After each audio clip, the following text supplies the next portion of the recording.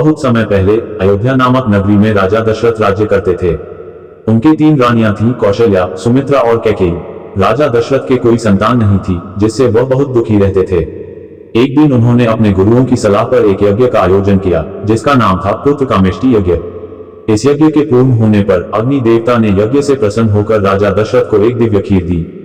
उन्होंने इस खीर को अपनी 3 रानियों में बांट दिया। समय आने पर कौशल्या ने भगवान राम को जन्म दिया, कैकेयी ने भरत को और सुमित्रा ने लक्ष्मण और शत्रुघ्न को जन्म दिया। श्री राम का जन्म चैत्र मास की शुक्ल पक्ष की नवमी तिथि को हुआ था। उनका जन्म धरती पर अंधकार को समाप्त करने, धर्म की स्थापना करने और अधर्म का नाश करने के लिए हुआ था। उनके जन्म से पूरी अयोध्या नगरी में खुशी की लहर दौड़ गई। चारों ओर मंगल गीत गाए गए और पूरा राज्य उत्सव में डूब गया। भगवान राम ने अपने जीवन में अनेक कठिनाइयों और चुनौतियों का सामना किया, लेकिन उन्होंने कभी भी धर्म का मार्ग नहीं छोड़ा। उन्होंने सदैव सत्य, मर्यादा और न्याय का पालन किया। उनके जीवन की घटनाएं हमें सिखाती हैं कि चाहे कितनी भी कठिन परिस्थिति क्यों न हो, हमें अपने कर्तव्यों का पालन करते रहना चाहिए और सच्चाई के मार्ग पर अडिग रहना चाहिए। श्री राम के जीवन से हमें प्रेरणा मिलती है कि हमें अपने परिवार, समाज और राष्ट्र के प्रति अपने कर्तव्यों का पालन करते हुए सत्य और धर्म के मार्ग पर चलना चाहिए। उनके आदर्श हमें ये सिखाते हैं कि सच्चाई और धर्म की हमेशा विजय होती है और अधर्म का अंत निश्चित है।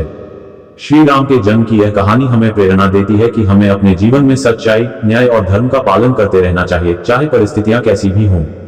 यही संदेश हमें श्री राम के जीवन से मिलता है, जो सदैव हमें प्रेरित करता रहेगा। भगवान श्री राम की कहानी, जिसे रामायण कहा जाता है, भारतीय संस्कृति और धर्म का एक महत्वपूर्ण हिस्सा है। यह महाकाव्य महर्षि वाल्मीकि द्वारा लिखा गया था और इसमें भगवान श्री राम के जीवन की कथा को विस्तार से वर्णित किया गया है। यहाँ पर संक्षेप में रामायण की कहानी प्रस्तुत की गई है। अयोध्या का राजकुमार भगवान राम अयोध्या के राजा दशरथ और रानी कौशल्या के सबसे बड़े पुत्र थे।